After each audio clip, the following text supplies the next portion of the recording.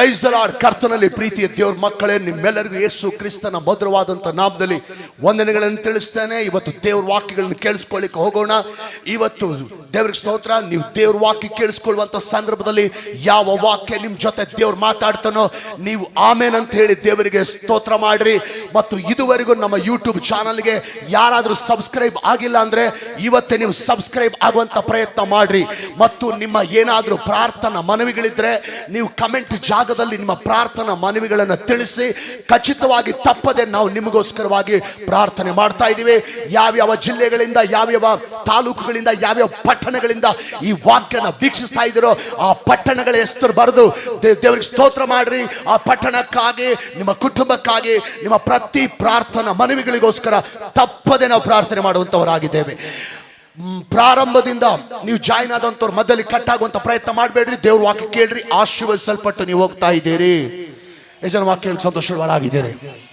ಹೇಳ್ರಿ. ಎರಡನೇದು, ಹಲ್ಲೆಲೂಯ. ಇನ್ನು ಎಷ್ಟು ಕಾಲ ಎದುರು ನೋಡಬೇಕು? ಇನ್ನೆಷ್ಟು ಕಾಲ ಕಾಯಬೇಕು? ಬಹಳ ಜನ ವಿಶ್ವಾಸಿಗಳು ಪ್ರೇಯರ್ ಮಾಡೋವರೆಗೂ ಪ್ರೇಯರ್ ಮಾಡಿ ಬೇಗ ದೇವರಿಂದ ಉತ್ತರ ಬಂದಿಲ್ಲ ಅಂದ್ರೆ, ಬೇಗ ದೇವರಿಂದ ಜಾಬ್ ಬಂದಿಲ್ಲ ಅಂದ್ರೆ, ಬೇಗ ದೇವರಿಂದ ಅದ್ಭುತ ಆಗಿಲ್ಲ ಅಂದ್ರೆ, ಬೇಗ ದೇವರಿಂದ ಉತ್ತರ ಸಿಕ್ಕಿಲ್ಲ ಅಂದ್ರೆ ಅವ್ರ ಬಾಯಿಂದ ಬರುವಂತ ಮಾತೇನು ಗೊತ್ತಾ? ಇನ್ನು ಎಷ್ಟು ಕಾಲ ಎದುರು ನೋಡಬೇಕು? ಇನ್ನು ಎಷ್ಟು ಕಾಲ ಅಂತ ಕಾಯಬೇಕು? ಇನ್ನು ಎಷ್ಟು ಕಾಲ ನಾನು ಎದುರು ನೋಡ್ಲಿ? ಇನ್ನು ಯಾವಾಗ ನನಗೆ ಉತ್ತರ ಬರುತ್ತೆ? ಇನ್ನು ಯಾವಾಗ ದೇವ್ರು ಅದ್ಭುತ ಮಾಡ್ತಾನಂತ ಬೇಗ ಉತ್ತರ ಬರ್ಲಿಲ್ಲ ಅಂದ್ರೆ ದೇವ್ರ ಮೇಲೆ ಗುಣಗುಟ್ತಾರೆ. ಮಗನಿ ಮಗಳೇ, ಸಹೋದರ ಸಹೋದರಿ, ಯಾಕೆ ದೇವರು ಕೆಲವು ಸಾರಿ ನಿಮ್ಗೆ ಉತ್ತರ ಕೊಡ್ಲಿಕ್ಕೆ ತಡ ಮಾಡ್ತಾನೆ ಗೊತ್ತಾ? ಹೇಳ್ತೀನಿ ಯಾಕೆ ದೇವ್ರು ಕೆಲವು ಸಾರಿ ಉತ್ತರ ಕೊಡ್ಲಿಕ್ಕೆ ತಡ ಮಾಡ್ತಾನೆ. ಅಬ್ರಹಾಮನಿಗೆ ದೇವರು ವಾಗ್ದಾನ ಮಾಡಿದ್ದಾನೆ. ಅಬ್ರಹಾಮನಿಗೆ ದೇವರು ವಾಗ್ದಾನ ಮಾಡಿದ್ದಾನೆ, ನಿನಗೆ ಸಂತಾನ ಕೊಡ್ತೀನಂತ. ಸಂತಾನ ಕೊಡ್ತೀನಂತ ದೇವರು ವಾಗ್ದಾನ ಮಾಡಿ ಹಿಂದಲೇ ಕೊಡ್ಲಿಲ್ಲ. 1-2 ವರ್ಷದಲ್ಲೇ ಕೊಡ್ಲಿಲ್ಲ. ದೇವರು ಅವನಿಗೆ ಮಗನನ್ನು ಕೊಡ್ಬೇಕಂದ್ರೆ ಅಬ್ರಹಾಮನು 25 ವರ್ಷ ಕಾದಿದ್ದಾನೆ. ಅಬ್ರಹಾಮನ ಪ್ರಾರ್ಥನೆಗೆ ಉತ್ತರ ಬರ್ಲಿಕ್ಕೆ ತಡ ಆಗುವಾಗ ಕೇಳು, ಅವನು ಕುಗ್ಗಿ ಹೋಗಿಲ್ಲ, ಅವನು ಗುಣಗುಟ್ಲಿಲ್ಲ, ಅವನು ಬಿದ್ದು ಹೋಗ್ಲಿಲ್ಲ. ಉತ್ತರ ಬರ್ಲಿಕ್ಕೆ ತಡ ಆಗುವಾಗಲೂ ಸಹ ಅವನು ದೇವರನ್ನೇ ಆತ್ಕೊಂಡಿದ್ದಾನೆ. ಅವನು ಉತ್ತರ ಬರ್ಲಿಕ್ಕೆ ತಡ ಆದ್ರೂ ಕೂಡ ಇವತ್ತಲ್ಲ ನಾಳೆ ದೇವರು ಅದ್ಭುತ ಮಾಡೇ ಮಾಡ್ತಾನಂತ ತಾಳ್ಮೆಯಿಂದ ಕಾದಿದ್ದಾನೆ. ಎಷ್ಟು ವರ್ಷ ಕಾದಿದ್ದಾನೆ? ಎಷ್ಟು ವರ್ಷ ಕಾದಿದ್ದಾನೆ? ನೀವು ಕಾಯ್ತೀರಾ? 25 ವರ್ಷ ಕಾದಿದ್ದಾನೆ. ದೇವರು ಅವನು ನೋಡಿ, ಅವನ ನಂಬಿಕೆ ನೋಡಿ ಏನಂತ ಗೊತ್ತಾ? ಅಬ್ರಹಾಮನಿಗೆ ವಿಶ್ವಾಸ ವೀರನಂತ ದೇವರು ಕರೆದಿದ್ದಾನೆ. ದೇವ್ರು ತಡ ಮಾಡುವಾಗ ದೇವ್ರನ್ನ ಬೈಲಿಲ್ಲ, ದೇವ್ರನ್ನ ಗುಡುಗುಟ್ಲಿಲ್ಲ, ದೇವ್ರನ್ನ ದೂಷಿಸಲಿಲ್ಲ. ಇನ್ನೆಷ್ಟು ದಿನ ಅಂತ ಕಾಯಲಿ? ಇನ್ ಯಾವಾಗ ಮಕ್ಕಳು ಕೊಡ್ತೀಯಾ? ಇನ್ ಯಾವಾಗ ಅದ್ಭುತ ಮಾಡ್ತೀಯಾ? ಸುಮ್ಮನೆ ಪ್ರಾರ್ಥನೆ ಮಾಡಿದ್ವಿ ವೇಸ್ಟ್ ಅನ್ಲಿಲ್ಲ. 25 ವರ್ಷ ತಡ ಆದ್ರೂ ಕಾದಿದ್ದಾನೆ. ಗಮನಿಸ್ರಿ, ಸಾರಳಿಗೆ ಮಕ್ಕಳಾಗುವಂತ ವಯಸ್ಸು ಮೀರಿ ಹೋದ್ರು ಕೂಡ ನನ್ನ ದೇವರು ಅಬ್ರಹಾಮನಿಗೆ 100ನೇ ವರ್ಷದಲ್ಲಿ ಗಂಡು ಮಗುವನ್ನು ಕೊಟ್ಟು ಆತನ ವಾಗ್ದಾನವನ್ನ ತಡ ಆದ್ರೂ ಲೇಟ್ ಆದ್ರೂ ನೆರವೇರಿಸಿದ್ದಾರೆ. ಇವಾಗ ಒಂದು ಮಾತು ಹೇಳ್ತೀನಿ, ನಿನಗೆ ದೇವರಿಂದ ಬರುವಂತ ಜವಾಬು ಬರಲಿಕ್ಕೆ ತಡ ಆಗ್ತಾ ಇದೆಯಾ? ನಿನಗೆ ದೇವರಿಂದ ಬರುವಂತ ಉತ್ತರ ಬರಲಿಕ್ಕೆ ತಡ ಆಗ್ತಾ ಇದೆಯಾ? ನಿನ್ನ ಸಾಲ ತೀರ್ಲಿಕ್ಕೆ ತಡ ಆಗ್ತಾ ಇದೆಯಾ? ನಿನಗೆ ಉದ್ಯೋಗ ಸಿಗಲಿಕ್ಕೆ ತಡ ಆಗ್ತಾ ಇದೆಯಾ? ನಿನಗೆ ಸ್ವಸ್ಥತೆ ಆಗಲಿಕ್ಕೆ ತಡ ಆಗ್ತಾ ಇದೆಯಾ? ನಾನೊಂದು ಮಾತು ಹೇಳ್ತೀನಿ, ಹಲ್ಲೆಲೂಯಾ, ದೇವ್ರ ಸ್ತೋತ್ರ. ತಾಳ್ಮೆಯಿಂದ ದೇವ್ರ ಮೇಲೆ ಭರವಸೆ ಇಡು. ತಡ ಆದ್ರೂ ಕೂಡ ಹಲ್ಲೆಲೂಯಾ, ನನ್ನ ದೇವರು ಮಾತು ಕೊಟ್ಟು ತಪ್ಪುವ ದೇವರಲ್ಲ. ಮಾತು ಕೊಟ್ಟು ಯಾವ ದೇವರಾದರೂ ಅಬ್ರಹಾಮನಿಗೆ ಮಾತು ಕೊಟ್ಟು ಆ ಮಾತನ್ನು ನೆರವೇರಿಸಿದನು, ಅದೇ ದೇವರು ನಿನಗೆ ಕೊಟ್ಟ ಮಾತನ್ನ, ನಿನಗೆ ಕೊಟ್ಟ ವಾಗ್ದಾನವನ್ನ ನನ್ನ ದೇವರು ತಡ ಆದರೂ ನೆರವೇರಿಸ್ತಾರೆ. ಮನುಷ್ಯರ ಮಾತು ಕೊಟ್ಟು ತಪ್ಪಿ ಹೋಗಬಹುದು, ಮನುಷ್ಯರ ಮಾತು ಕೊಟ್ಟು ಇಲ್ಲ ಅನ್ನಬಹುದು, ಮನುಷ್ಯರ ಮಾತು ಕೊಟ್ಟು ಕೈ ಎತ್ತಬಹುದು, ಮನುಷ್ಯರ ಮಾತು ಕೊಟ್ಟು ಮೋಸ ಮಾಡಬಹುದು. ನನ್ನ ದೇವ ಹೇಳ್ತಾನೆ, ನಾನು ಎರಡು ನಾಲಿಗೆ ಅವನಲ್ಲ, ನಾನು ಏನು ಹೇಳುತ್ತೇನೋ ಅದನ್ನು ನಾನು ಮಾಡೇ ಮಾಡುತ್ತೇನೆ. ಇನ್ನೆಷ್ಟು ದಿನ ಅಂತ ಕಾಯಿಲೆ, ಇನ್ನೆಷ್ಟು ದಿನ ಅಂತ ಕಾಯಿಲೆ. ಆಮೇನ್. ತಡ ಆದ್ರೂ ದೇವ್ರ ಅದ್ಭುತ ಮಾಡ್ತಾನೆ, ಲೇಟ್ ಆದ್ರೂ ದೇವ್ರ ಅದ್ಭುತ ಮಾಡ್ತಾನೆ. ದೇವ್ರು ಮಾತ್ರ ನಿನ್ನ ಕೈ ಬಿಡಲ್ಲ. ಯಾಕೆ ದೇವ್ರು ತಡ ಮಾಡ್ತಾನೆ ಹೇಳ್ತೀನಿ, ಕೇಳಿಸ್ಕೊಳ್ಳಿ. ಒಂದು ಸಾರಿ ಕಾಲೇಜ್ ಹುಡುಗರೆಲ್ಲ ಟೂರ್ ಹೋದ್ರು, ಒಂದು ದೊಡ್ಡ ಬೀಚ್ಗೆ ಹೋದ್ರು.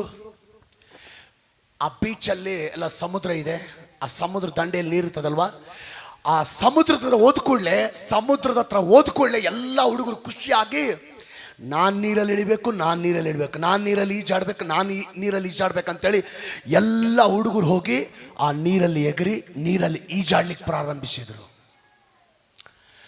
ಅವರ ಗುಂಪಿನಲ್ಲಿ ಒಂದು ಹುಡುಗನಿಗೆ, ರವಿ ಅನ್ನುವಂಥ ಹುಡುಗನಿಗೆ ಮಾತ್ರ ಈಜು ಬರಲ್ಲ. ಎಲ್ಲರ ನೀರಲ್ಲಿ ಈಜಾಡೋದು ನೋಡಿ, ಎಲ್ಲರ ನೀರಲ್ಲಿ ಕುಣಿದಾಡೋದು ನೋಡಿ, ಎಲ್ಲರ ನೀರಲ್ಲಿ ಎಂಜಾಯ್ ಮಾಡೋದು ನೋಡಿ, ನಾನು ಕೂಡ ನೀರಲ್ಲಿ ಎಗರಬೇಕಲ್ಲ, ಆದರೆ ನನಗೆ ಈಜು ಬರಲ್ಲ, ಏನು ಮಾಡೋದು? ಏನಲ್ಲ ಆಗಲಿ, ನಾನು ಎಗರು ಬಿಡ್ಬೇಕಂತೇಳಿ ಅವನೇನು ಮಾಡ್ದ, ಅವನು ಕೂಡ ಇಳಿದು ನೀರಲ್ಲಿ ಎಗರ್ಬಿಟ್ಟ. ಎಲ್ಲರೂ ಈಜು ಹೊಡಿತಾ ಇದ್ದಾರೆ, ಎಲ್ಲರಿಗೆ ಈಜು ಬರ್ತಾ ಇದೆ, ಅವರೆಲ್ಲ ಅಲ್ಲೇ ಈಜಾಡ್ತಾ ಇದ್ದಾರೆ. ಇವನು ನೀರಲ್ಲಿ ಇಳಿಬೇಕನ್ನುವಂಥ ಆಸೆ ಹೊರತು ಈಜು ಬರಲ್ಲ, ನೀರಲ್ಲಿ ಎಗರು ಬಿಟ್ಟಿದ್ದಾನೆ, ಈಜು ಬರ್ತಾ ಇಲ್ಲ. ಅವನು ಮುಳುಗ್ತಾನೆ ಮೇಲೆ ಹಿಂಗೆ ಎದ್ದೇಳ್ತಾನೆ, ಮುಳುಗ್ತಾನೆ ಮೇಲೆ ಬರ್ತಾನೆ.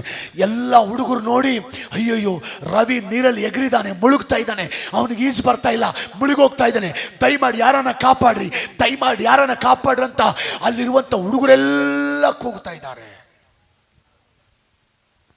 ಅವನು ನೀರಲ್ಲಿ ಅವನು ಮೇಲೆ ಬರ್ಬೇಕಂತೇಳಿ ಕೈ ಅಂತಾನೆ ಕೆಳಗೆ ಹೋಗ್ತಾನೆ, ಒದ್ದಾಡ್ತಾ ಇದ್ದಾನೆ, ಮುಳುಗೋಗ್ತಾ ಇದ್ದಾನೆ, ಒದ್ದಾಡ್ತಾ ಇದ್ದಾನೆ, ಮೇಲೆ ಬರ್ಲಿಕ್ಕೆ ಒದ್ದಾಡ್ತಾ ಇದ್ದಾನೆ. ಎಲ್ಲ ಹುಡುಗರು ಅಯ್ಯೋ ರವಿ ನೀರಲ್ಲಿ ಮುಳುಗೋಗ್ತಾ ಇದ್ದಾನೆ, ಯಾರಾದ್ರೂ ಕಾಪಾಡಿ, ರವಿ ನೀರಲ್ಲಿ ಮುಳುಗೋಗ್ತಾ ಇದ್ದಾನೆ, ಯಾರಾದ್ರೂ ಕಾಪಾಡ್ರಿ ಕೂಗುತ್ತಾ ಇದ್ದಾರೆ.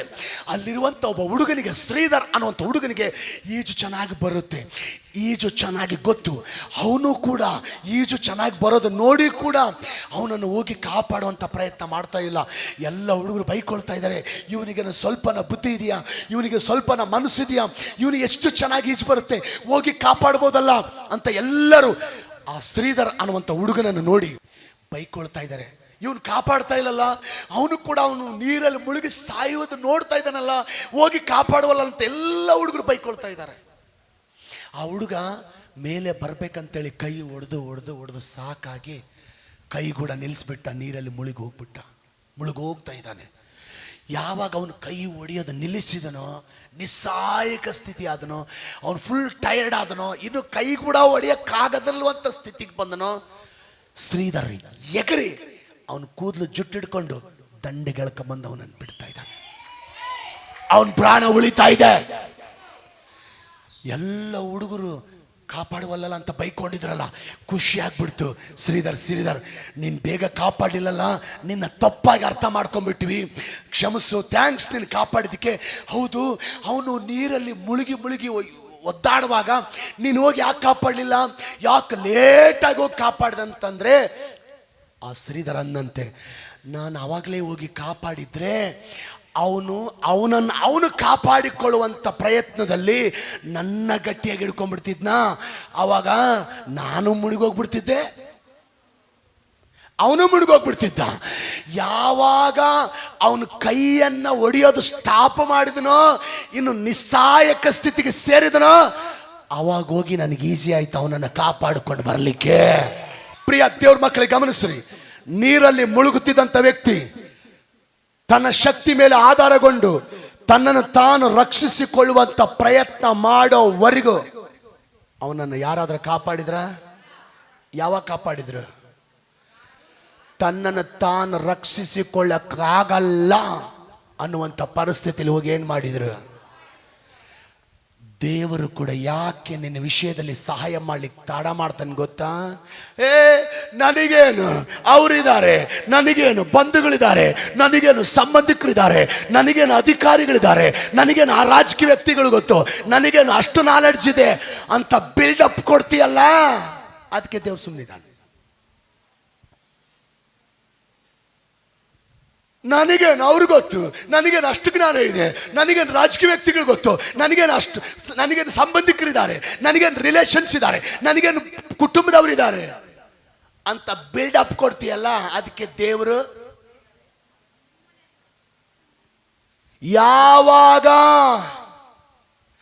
ಇನ್ನು ನನ್ನ ಕೈಲಿ ಆಗಲ್ಲ ದೇವರೇ, ಇನ್ನು ನನಗೆ ಬೇರೆ ದಾರಿ ಇಲ್ಲ ದೇವರೇ, ನೀನೇ ದಿಕ್ಕು ದೇವರೇ, ನೀನೇ ದಾರಿ ತೋರಿಸು ದೇವರೇ, ನೀನೇ ಮಾರ್ಗ ತೋರಿಸು ದೇವರೇ, ನೀನೇ ಸಹಾಯ ಮಾಡು ದೇವರಂತ ನಿಸ್ಸಹಾಯಕ ಸ್ಥಿತಿಯಲ್ಲಿ ಎರಡು ಕೈಗಳನ್ನು ಎತ್ತುತ್ತೀಯಲ್ವಾ, ಆವಾಗ ದೇವರು ನಿನ್ನ ಸಹಾಯಕ್ಕೆ ಬಂದು ನಿನ್ನನ್ನು ಕಾಪಾಡುತ್ತಾನೆ. ನಮ್ಮ ಆರಾಧನೆಗೆ ಬೆಂಗಳೂರಿಂದ ಒಬ್ಬ ಯವನಸ್ಥರು ಬಂದಿದ್ದಾನೆ, ಬೆಂಗಳೂರಿಂದ ಬಂದಿದ್ದಾನೆ ಈ ಆರಾಧನೆಗೆ ಕೆಲವು ದಿನಗಳಿಂದ.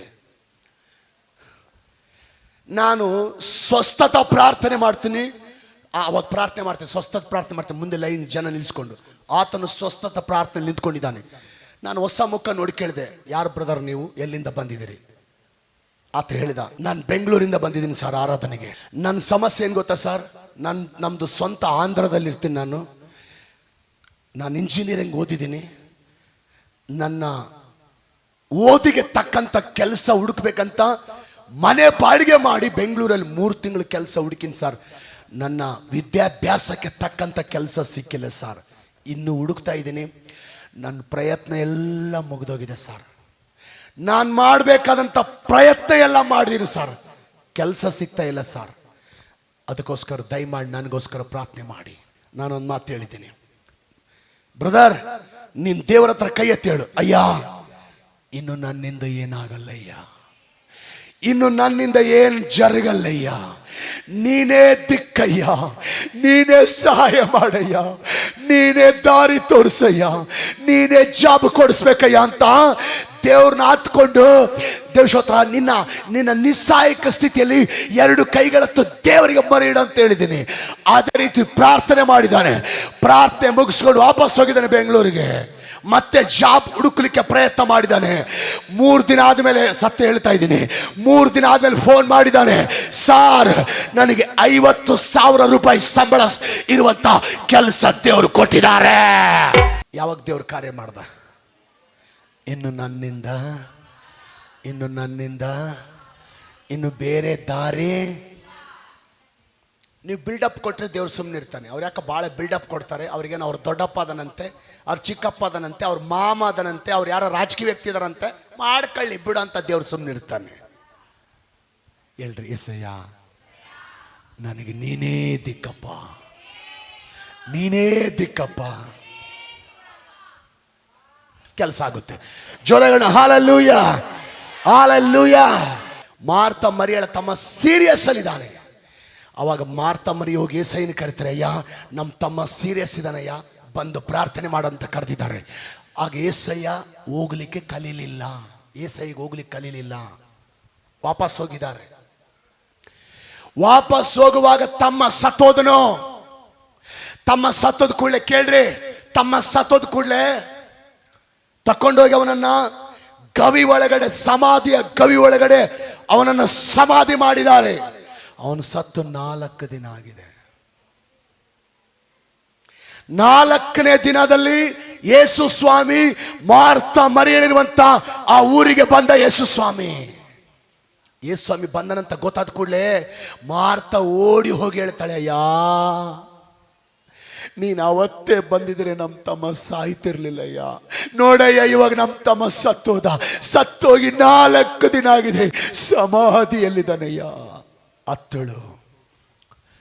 ಆಗ ಏಸಯ್ಯ ಒಂದು ಮಾತು ಹೇಳ್ತಾನೆ, ಹಲ್ಲೆಲೂಯಾ, ಮಾರ್ತಾ ನಾನೇ ಪುನರುತ್ಥಾನವು ಜೀವವಾಗಿದ್ದೇನೆ, ನನ್ನನ್ನು ನಂಬುವವನು ಸತ್ತರ ಬದುಕುತ್ತಾನಂತ ನೀನ್ ನಂಬುತ್ತೀಯಾ?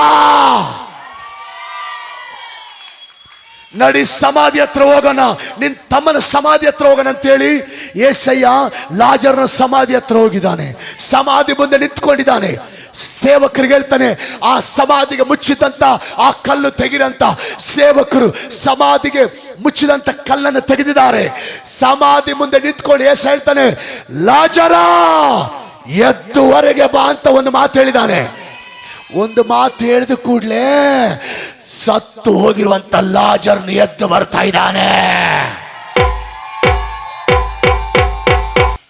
ಆಮೇನ್. ಈಗ ಒಂದು ಪ್ರಶ್ನೆ ಕೇಳ್ತೀನಿ, ಆಲೋಚನೆ ಮಾಡಿ ಉತ್ತರ ಹೇಳ್ರಿ.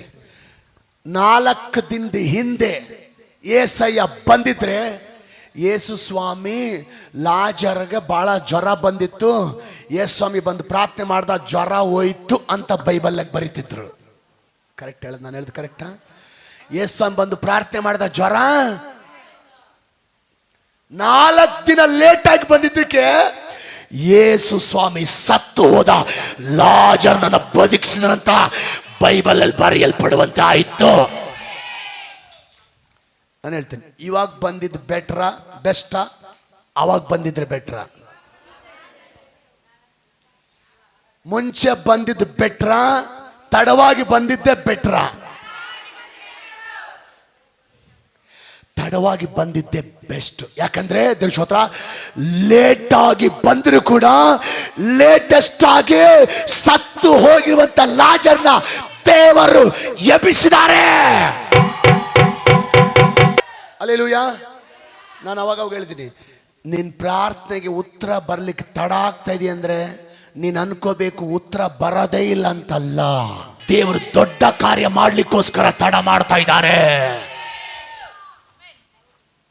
ಪಕ್ಕದವ್ರು ನೋಡಿ ಹೇಳ್ರಿ, ಅಕ್ಕ, ಅಣ್ಣ, ತಮ್ಮಡು, ಚಲ್ಲಿ, ನಿನಗೆ ಉತ್ತರ ಬರ್ಲಿಕ್ಕೆ ತಡ ಆಗ್ತಾ ಇದೆ ಅಂದ್ರೆ ಉತ್ತರ ಬರೋದೇ ಇಲ್ಲ ಅಂತಲ್ಲ, ಉತ್ತರ ಸಣ್ಣದಾಗಿ ಅಲ್ಲ, ಸಾಧಾರಣವಾಗಿ ಅಲ್ಲ, ದೊಡ್ಡದಾಗಿ ಮಾಡ್ಲಿಕ್ಕೋಸ್ಕರ ಹೇಳ್ರಿ, ದೊಡ್ಡದಾಗಿ ಮಾಡ್ಲಿಕ್ಕೋಸ್ಕರ ದೇವರು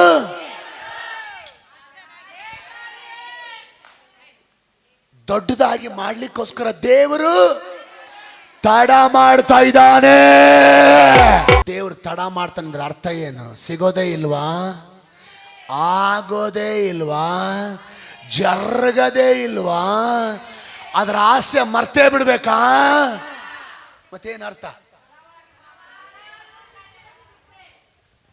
ತಡ ಆಗ್ತಾ ಇದೆ ಅಂದ್ರೆ ದೊಡ್ಡದೇ ಸಿಗೋದು, ಬೇಗ ಆಗುತ್ತಂದ್ರೆ ಚಿಕ್ಕದೇ ಸಿಗೋದು. ಯಾವ್ದು ಬೇಕು ನಿಮಗೆ?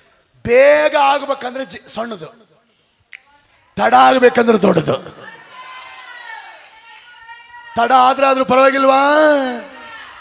ಒಂದು ಅಜ್ಜಿ ನಡ್ಕೊಂಡು ಹೋಗ್ತಿದ್ಲು, ಒಂದು ದ್ರಾಕ್ಷಿ ಹಣ್ಣಿನ ತೋಟ ಬಂತು. ಆಗ ತಾನೇ ದ್ರಾಕ್ಷಿ ಹಣ್ಣು ಗೊಂಚಲು ಗೊಂಚಲು ಗೊಂಚಲು ಹಣ್ಣಾಗಿ ಬಿಟ್ಟುಬಿಟ್ಟಿದೆ. ಅದನ್ನ ನೋಡ್ಕೊಂಡು ಅಜ್ಜಿ ಬಾಯಿ ತಕೊಂಡು ನೋಡ್ಕೊಂಡು ನಿಂತ್ಕೊಂಡ್ಬಿಟ್ಲು. ಆ ಹೊಲ್ದು ಓನರ್ ಮಾಲೀಕ ನೋಡಿ, ಅಜ್ಜಿ ಏನ್ ನನ್ನ ದ್ರಾಕ್ಷಿ ತೋಟನ ಹಂಗ್ ನೋಡ್ತಾ ಇದೀಯಾ ಅಂದ. ಏನಿಲ್ಲಪ್ಪ, ಆ ದ್ರಾಕ್ಷಿ ಹಣ್ಣು ನೋಡಿ ನನಗೆ ತಿನ್ಬೇಕಂತ ಆಸೆ ಬಂತು, ಅದಕ್ಕೆ ನೋಡ್ತಾ ಇದ್ದೀನಿ ಅಂದ. ಹಂಗಂದ ಕೂಡಲೇ ಯಾಕೆ ದೇವ್ರು ತಡ ಮಾಡ್ತಾನೆ ಅನ್ನೋದಕ್ಕೆ ಕತೆ ಹೇಳ್ತಾ ಇದ್ದೀನಿ. ಹಂಗಂದ್ ಹೌದಜ್ಜಿ, ಹಣ್ಣು ತಿನ್ನಂಗ ಆಸೆ ಆಗತ್ತಜ್ಜಿ, ಇರು ಬರ್ತೀನಿ, ಹಣ್ಣು ತಕೊಂಬರ್ತೀನಿ ಅಂತ ತೋಟದೊಳಗೆ ಹೋದ. ತೋಟದೊಳಗೆ ಹೋದಂತ ಮನುಷ್ಯ 1/4 ಗಂಟೆ ಆದ್ರೂ ಬಂದಿಲ್ಲ, ಅರ್ಧ ಗಂಟೆ ಆದ್ರೂ ಬಂದಿಲ್ಲ, 3/4 ಗಂಟೆ ಆದ್ರೂ ಬಂದಿಲ್ಲ. 3/4 ಗಂಟೆ ಆದ್ರೂ ಬಂದಿಲ್ಲ ಅಂದ ಕೂಡಲೇ ಅಜ್ಜಿಗೆ ಸಿಟ್ಟು ಬಂದು, ಹಿಂಗ್ ಬಂದ್ಬಿಡ್ತೀನಿ, ಹಿಂಗ್ ತಕೊಂಬಂದ್ಬಿಡ್ತೀನಿ ಅಂತ ಹೋದವನು. ಅರ್ಧ ಗಂಟೆ ಆದ್ರೂ ಬಂದಿಲ್ಲ, 3/4 ಗಂಟೆ ಆದ್ರೂ ಬಂದಿಲ್ಲ. ಮೋಸಗಾರ, ಅನ್ಯಾಯಗಾರ, ಎಂತ ಮೋಸ ಮಾಡಿಬಿಟ್ಟ, ಎಂತ ಸುಳ್ಳು ಹೇಳಿಬಿಟ್ಟ. ಅವನಿಗೆ ಅಂಥದ್ದು ಬರಲಿ, ಅವನಿಗೆ ಇಂಥದ್ದು ಬರಲಿ, ಬರಬಾರ್ದು ಬರಲಿ, ಒತ್ಕೊಂಡು ಹೋಗೋದು ಬರಲಿ ಅಂತ ಬೈಯಕ್ಕೆ ಶುರು ಮಾಡಿದ್ಲ ಅಜ್ಜಿ. 1 ಗಂಟೆ ಆದರೂ ಬರಲಿಲ್ಲ ಅವನು ಹೋದವನು, 1.5 ಗಂಟೆ ಆದರೂ ಬರಲಿಲ್ಲ. ಆ ಅಜ್ಜಿಗೆ ಎಷ್ಟೆಷ್ಟು ಕೆಟ್ಟು ವರ್ಡ್ಸಿಂದ ಬೈಬೇಕ ಎಲ್ಲ ಬೈಕ್ ಬಿಡ್ಲು. 1.5 ಗಂಟೆ ಆಯ್ತು ಬಂದಿಲ್ಲ, 2 ಗಂಟೆ ಆಯ್ತು ಬಂದಿಲ್ಲ, ಅವನು ಬರಲ್ಲ, ಇನ್ನೇನು ಹೋಗೋಣ ಅನ್ಕಂಡ್ಲು. ಅಷ್ಟೊತ್ತಿಗೆ ಪುಟ್ಟಿ ತುಂಬಾ ದ್ರಾಕ್ಷಿ ಹೊತ್ಕೊಂಡು ಬಂದ. ಅಜ್ಜಿ ಅಜ್ಜಿ, ಅಯ್ಯೋ ಅಜ್ಜಿ, ಯಾವತ್ತು ನಮ್ಮ ತೋಟಕ್ಕೆ ಬಂದಿಲ್ಲ ನೀನು, ಇವತ್ತು ಬಂದಿದೀಯಾ? ಏನಿಲ್ಲ, ನಿನಗೊಂದು ಅರ್ಧ ಕೆಜಿ 1 ಕೆಜಿ ಕೊಡೋದಕ್ಕಿಂತ ಒಂದು ಪುಟ್ಟಿ ತುಂಬ ಕೊಟ್ರೆ ಮನೆಯೆಲ್ಲರೂ ತಿಂತಾರಂತ. ಲೇಟ್ ಆಯ್ತಜ್ಜಿ, ಲೇಟ್ ಆಯ್ತಜ್ಜಿ, ಏನ್ ಅನ್ಕೋಬೇಡಜ್ಜಿ ಅಂದ. ಅವಜ್ಜಿಗೆ ಶಾಕ್ ಆಗ್ಬಿಡ್ತು.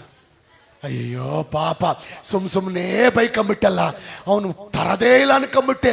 ಲೇಟ್ ಆಗಿದ್ದಕ್ಕೆ ಮೋಸ ಮಾಡ್ತಾನೆ ಅನ್ಕೊಂಬಿಟ್ಟೆ. ಎದಕ್ಕೆ ಲೇಟ್ ಆಗಿದೆ? ಬಹಳ ಕೊಡ್ಲಿಕ್ಕೆ ಲೇಟ್ ಆಗಿದೆ.